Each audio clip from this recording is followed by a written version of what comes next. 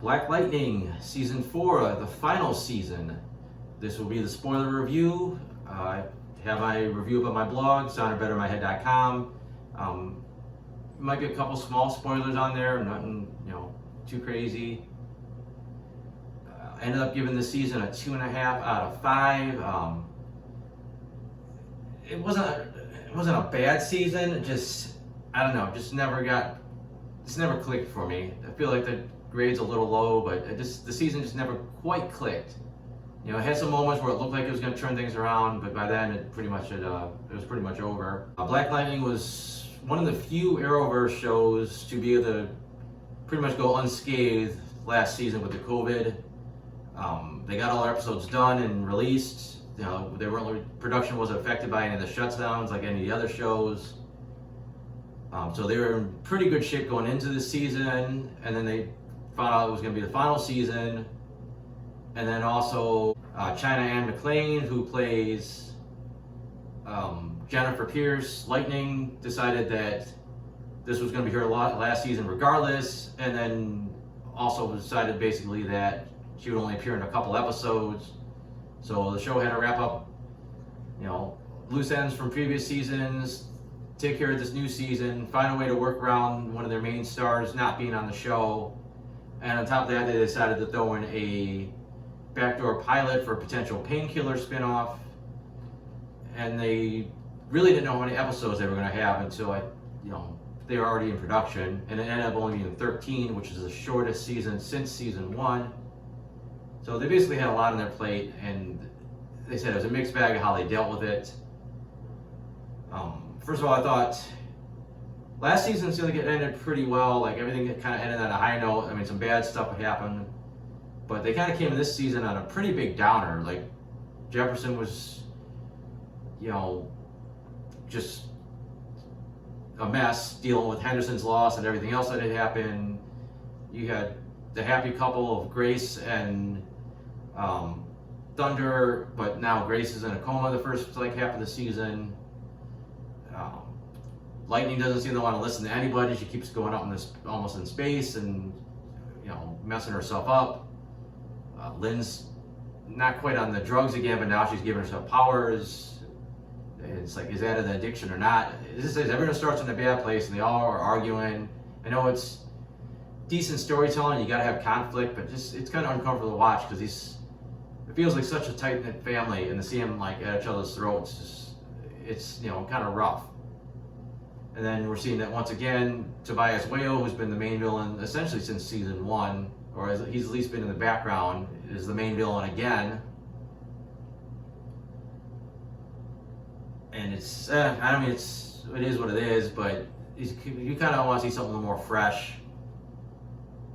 As far as the storyline dealing with Jennifer, they did the best they could. They basically had her turn to the pure energy, and when they brought her back, she was reconstructed slightly different, which allowed them to bring in a new actress, and I thought she did a good job. I thought the finale of that was weak. They really no doubt that this was just Jennifer in a new body, and everybody went with it. There was no hints, except for one little tiny one. There was no hints that this was anything other than that. And then also in the last episode, it's like, oh, by the way, she's not really human. She's this weird non-corporeal entity from the ionosphere that somehow took Jennifer's DNA and became the new Jennifer, and she's evil. When, I don't know, it seemed like they could have been it could have been hinted about a little bit better. It could have had some better seeds set up to, lead up to the reveal, because the reveal just came way too out of nowhere. And then Jennifer comes back kind of out of nowhere. And it seemed like you could have tried to reason with this being. Like, look, you want to be a real person, that's fine. Just don't take my place. You can be friends with my family, be friends with my friends, learn to be a human. But instead, it's just like, no, let's kill each other, and that was it. It was kind of weird. I thought, though, the Painkiller spin-off in there would be distracting, and it was a little bit, because you could so tell that they were setting up this whole new show. But I think they did a good job of working it into what was happening in the show, the main show, and also the follow-up seemed to make sense for what was going on with this season. So it wasn't as intrusive as I thought. I'm curious if the ending of this season was the ending that they would have always had a picked up, or do they have like an alternate thing they threw in there? It was a pretty last minute decision that Painkiller didn't get a spin-off. So I think they ended the things the way that they were going to end them. But story arcs, like I said, Jeff, it's not the first time we've seen him not want to be Black Lightning, and he goes through a lot of BS and eventually changes his mind. I mean, there's really nothing groundbreaking here for him. They pretty quickly dropped the whole thing about Lynn's addiction and just, you know, she kind of got back to normal pretty fast. And then eventually we get Grace out of her coma, and I don't know, this weird marital strife that just seemed kind of forced between her and Thunder. TC expanded as a little bit as a character, and then Tobias, the early part, it took so long for his plan that, you know, from the show, what his hand was, and it's like, okay, this is just typical BS. The second half of the season, really not in the second half, the end of the season when things come together, he gets the power dampener going, and you finally see what his plan seems to be, even though it's still a little wonky. It finally felt like our heroes were kind of a little bit of danger. They had their backs against the wall. Even though they're finally starting to work together, they're still kind of screwed. And then the resolution is just too quick. It was pretty easy for them to walk in, you know, beat up a couple guards, blow up the power dampeners, and, you know, get in and, you know, save the day. And just the final episode was just real anticlimactic, you know, and then they just did kind of a half-ass happy ending and passing of the torch, and that's about it. I think the pacing has always been an issue of the show. I think they've always tried to like reach a little bit higher than their budget, I think, allowed them to. Like, oh, there's a big occupation happening in Freeland, but we only got the money to show one tank, and you just got to imagine the rest. So this happening, but we really can't show it. So just you imagine this is happening. You know, every meta has lost their powers at the same time, but we're not going to show any of them just because, you know, we just can't. We don't have the time, we don't have the budget, whatever it may be. And there's a lot of big jumps on that. Like something crazy happens and you want to see the fallout, then it just kind of skips a little bit to, you know, like, oh, it's no big deal, we're moving on. The pacing's always been an issue on the show, but it's the family stuff has always worked. I always felt like this is like a family. The acting's always been so great. It's like, that's why I said it's so much harder to watch when they're, you know, at each other's throats. Also, I was gonna say for the Painkiller stuff, it was actually pretty cool when he's on screen because he made him a pretty badass character. I think a lot of the fight scenes with the superpowers were kind of weak because it's like, again, they don't think they had the budget to do as much as they wanted. But since Painkiller is mostly hand-to-hand combat and some little bit of weapons work, you got to see some pretty cool fight scenes with him. And I think, you know, once he got involved in the show again, it kind of livened things up. And I don't have a ton else. I said the show felt like it always had potential. It kind of struggled. It struggled to find its place in the Arrowverse, especially the first 3 seasons. It was not part of the same Earth, and then it became part of the same Earth, but it really didn't make a difference.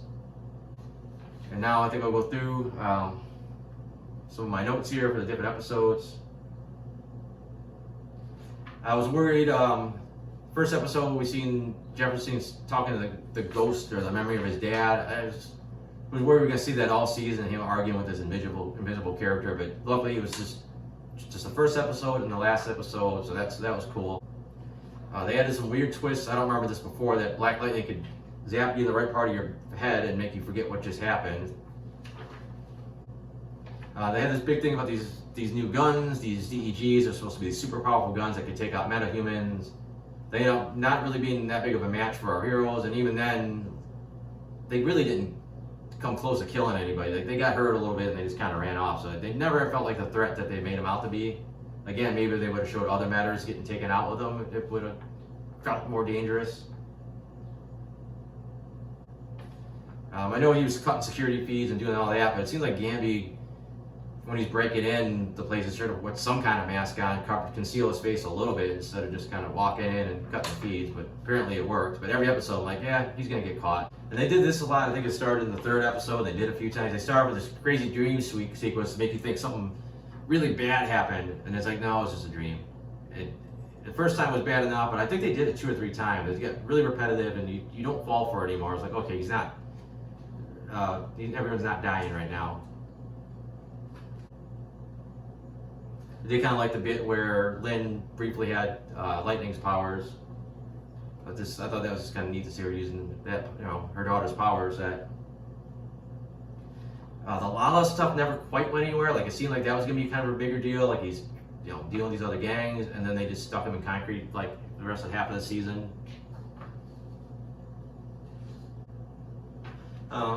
There's an okay sequence where Jeff ended up kind of being like briefly became a cage fighter. So nothing that great. Just you don't get to see him use some of his grapple moves and all this martial arts skills that he has very often. So it was a nice little change of pace, I guess, but it really didn't ultimately go anywhere. I also thought the cliffhanger of the one episode where it makes it look like Jeff thinks that Lynn's like dating Tobias because Tobias tricked her to go on the dinner with him, and I thought that was a corny thing, and no one would ever believe that, not even Jeff. I mean, next episode they pretty much he was just more mad that she was meeting with him, but still the way they tried to set it up is kind of like, oh, he's dating my enemy. There was one line that made me crack up. I think it was Tobias that called them the Pierce family the chocolate covered Incredibles. It made me laugh. So there's a couple arguments. There was one in episode 4 with Lynn and Jeff that was just so kind of nasty, where you're like, it's like watching your parents fight. They were just digging into each other pretty bad. Grace Choi, again, so dramatically different. I know in the comic she's more or less an Amazon. Here she's like a shapeshifter, and then she ended up taking this weird code name of Wild. I don't know, didn't really care for her costume. Most of the time it was just her clawing at people and making tiger sounds. Once in a blue moon she would actually turn into a tiger, but never did much with her. Always weird how like Thunder would periodically go from being Thunder in public to wearing her Blackbird costume. It's just, I don't know, it's so kind of inconsistent. Like, well, if I'm going to do this mission, I'm going to wear the Blackbird costume, and if I'm going to do this, I'm going to wear the Thunder costume. And I don't know, it just seemed unnecessary after the previous season ended. Then they introduced Ishmael. Character-wise, he was fine. He's like a badass. He's got the swords. He's like, could take on metas. So I thought the costume was just so kind of corny. It's just kind of cheap. Little camouflage hoodie with a mask. Like, it was like a, I don't know, like a half-ass, Storm Shadow costume or something. I don't know. He looked a little silly. It just looked a little low budget. Like, it's hard to take him serious as this master assassin with kind of a crappy costume on. One thing I didn't like about the Painkiller spin-off episode was they had this whole new city that they introduced, and pretty much looked like everything was CG. Like the cars, the buildings, like everything was CG, and it looked okay, but it was definitely looked off. Like, I don't know, like a video game cutscene maybe. I think going forward, I don't know how I would have felt about this crazy futuristic city like that, but it was a good twist ending that he would have been dealing with Odell's daughter. But like I said, who knows? I guess that's the last of that. They had a weird thing with a cop that arrested Jefferson. You see his eyes flash for a minute, and then they didn't bring it up for a while, so I just assumed he was a meta. And eventually we did find out it was him being controlled by Looker, which was a nice callback from the earlier seasons. But like I said, it was a while before that happened. I wish I would have actually showed somebody else their eyes glow like that, and that more than one person is fishy. And there's a weird moment where, Jennifer looks completely different than she did before. She's taller, her complexion's darker, she has long hair again, and then the cops see her with the costume on. They're like, oh, that's definitely the same girl. Like, who makes that kind of assumption? They did this weird thing where when Painkiller is in control, they kind of distorted his voice. It actually almost sounds like Black Lightning's voice when he's in the costume. And when Khalil's in control, it's his normal voice. But they even took it back to showing flashbacks. And they retconned the flashbacks for anytime he was Painkiller in command, he had a voice effect. So, it was fine. It helped tell the two characters apart a little bit better, but it was weird that they had to go back and retcon it as well. And I said, the whole season, Jen was, even fake Jen, constantly just taking really big chances. Like, I'm just going to keep going to the ionosphere, or I'm going to electrocute myself and see if I get my powers back. Because I can't wait, till whatever. It's just, I don't know, it's super reckless. It usually ultimately would work out for her, but it's crazy how, she just, kind of didn't give a shit. And I thought they were going to do more with the cops getting the meta boosters, like maybe they have to fight some super powered cops. And then in the end, the police chief just went crazy, injected herself, picked a fight with Lightning, and they got her ass handed to her in like 2 seconds. And they tried to, out of the blue, give her this weird backstory about how Meta's ruined her life and her husband or something, and he went crazy. It was just, kind of felt like tacked on. Like, I don't think they needed really any of that stuff. And then the very end too, the fight with Jeff and Tobias was just so-so. Just kind of a lot of them just picking shit up and throwing it at each other. And then this weird Empire Strikes Back or Return of the Jedi moment where he's got Jeff over his head and he kind of shocks him from up there and then kind of kicks him out the window more or less. And then this whole awkward thing where Tobias is laying there like, and he starts shooting and quoting Moby Dick, and it just came off really corny. And then they just kind of left him there. Like, seriously, I don't know how much long later it was, but like he's still there when because they went home, had their little party, and then Lala woke up and saw him there. So that was kind of a weird ending. Like someone just killed the mayor. So unless they got really good proof, which they might have with what Looker was going to say, it's like, all right, someone just threw the mayor out the window and killed him. It should be like a big deal. But I don't know. I probably went on way too long about this. Just a lot more detail that I couldn't get into in the non-spoiler review. Again, I got that review up and some other ones up on my blog, soundedbettermyhead.com. I got some comics on there. So thanks for watching.